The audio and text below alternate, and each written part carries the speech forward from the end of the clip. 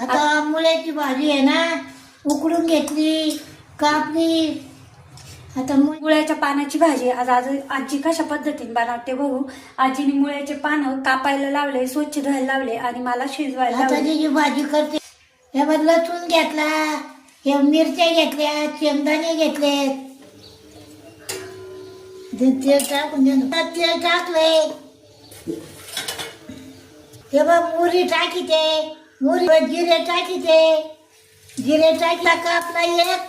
आता आता लाल जरा कांदा परतून घेते, मिरची वाटून घेतली,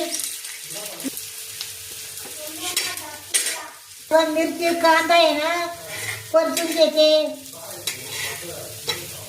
आता उकळलेली भाजी टाकीते, टाकू ना. हे बघ भाजी टाकते, मीठ टाकते बाई.